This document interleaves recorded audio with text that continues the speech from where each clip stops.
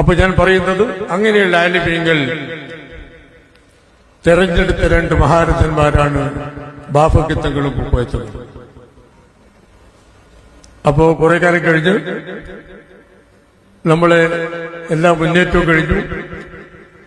അവസാനം 88 89 എപ്പോഴാ നമ്മൾ അബ്ദുറഹ്മാൻ അധ്യക്ഷ പ്രസംഗത്തെ സൂചിപ്പിച്ച 89. ആ 89 നമ്മളെ 5-6 ആളുകളെ പുറത്താക്കി. അതിലൊന്ന് ബഹുമാനപ്പെട്ട കാന്തപുരം എ പി അബ്ദുൽ മുസ്ലിയാരാണ്. നിർഭാഗ്യമാണ് അയാൾ പുറത്താക്കിയത്. അല്ലെങ്കിൽ ഇപ്പോ സമസ്തന്റെ 100ാം വാർഷികം പ്രഖ്യാപിക്കേണ്ടത് അയാളായിരിക്കും. അത്ര സീനിയോറിറ്റിയുള്ള, അത്ര കഴിവുള്ള ആളാണ്. അത്ര സീനിയോറിറ്റി സമസ്തയിൽ പാരമ്പര്യം, അത്രമാത്രം കഴിവുണ്ട്. ഇന്ന് സമസ്തയെ ഒന്നിച്ചു നയിക്കാൻ മാത്രം കഴിവുള്ള ആളാണ്. കഴിയെങ്കിൽ അയാൾ ഇതിനെ യോജിപ്പിക്കാൻ വേണ്ടത് ഈ സമയത്ത്. ശൈഖുനാ ശംസുല്ലമ ആഗ്രഹിച്ചിരുന്നല്ലോ യോജിപ്പിക്കും.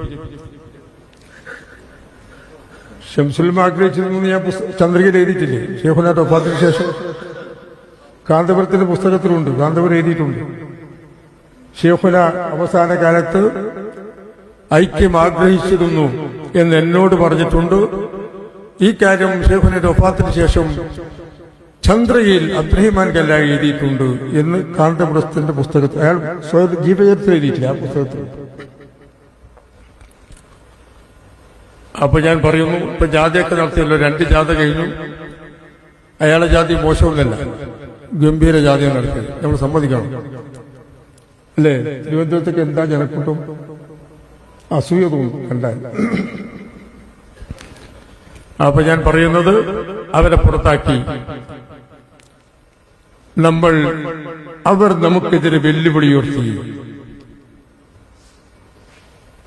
SYSന്റെ സമ്മേളനം പ്രഖ്യാപിച്ചു എറണാകുളത്ത്. നാട്ടിക മുസംസാർ മറ്റൊരു സമ്മേളനം തൃശ്ശൂരിൽ പ്രഖ്യാപിച്ചു. തൃശ്ശൂരല്ലേ പ്രഖ്യാപിച്ചത്? തൃശ്ശൂർ. ഇവർക്കൊന്നും ഓർമ്മ ഉണ്ടായി, ഇതൊന്നും ചിലപ്പോൾ ജനിച്ചിട്ടുണ്ടാവില്ല. നാട്ടിക അവിടെയും പ്രഖ്യാപിച്ചു. സമസ്ത മുഷാവറ മീറ്റിംഗ് കൂടി 2 സമ്മേളനം മാറ്റിവെക്കാൻ പറഞ്ഞു, ഭിന്നിപ്പ് ഒഴിവാക്കാൻ. നാട്ടികയും ഞങ്ങളൊക്കെ മാറ്റിവെച്ചു. പക്ഷേ ബഹുമാനായ കാന്തപുരം മാറ്റിവെച്ചില്ല. എറണാകുളത്തെ സമ്മേളനം തീരുമാനിച്ചു. തകൃതിയായി ഒരിക്കൽ നടക്കുക. ഇവിടുന്നൊക്കെ എത്ര വാഹനമാണ് അങ്ങോട്ട് ബുക്ക് ചെയ്തത് നമ്മുടെ ഉമറാക്കൾ എറണാകുളത്തേക്ക്? ഒരുപാട് വാഹനങ്ങൾ. കണ്ണൂർ ജില്ലയിൽ നിന്ന്, അന്ന് കണ്ണൂർ കാസർഗോഡ് ജില്ലയില്ല, അന്ന് കണ്ണൂർ ജില്ലയിൽപ്പെട്ടതാ കാസർഗോഡ്. എന്തുണ്ടാ?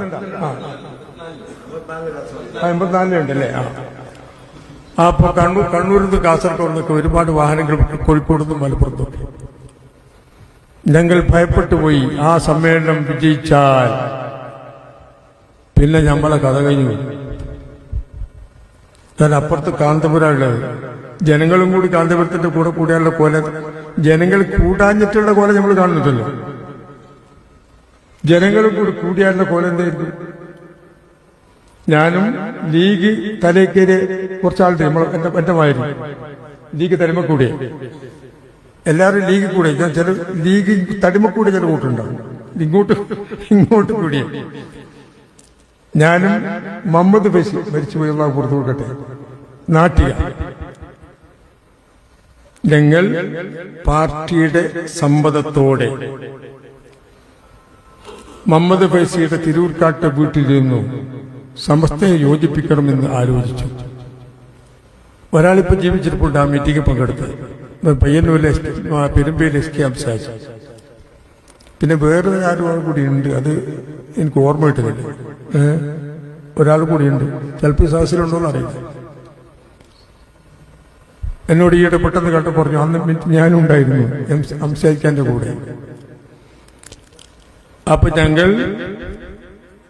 ശൈഖുനാ ശംസുല്ലമയെ കാണാൻ എന്നെ ചുമതലപ്പെടുത്തി, പാണക്കാട്ട് തങ്ങളെ കാണാൻ മുഹമ്മദ് ഫൈസിയെ ചുമതലപ്പെടുത്തി, മാനുസ്താദിനെ കാണാൻ നാട്ടികരെയും ചുമതലപ്പെടുത്തി.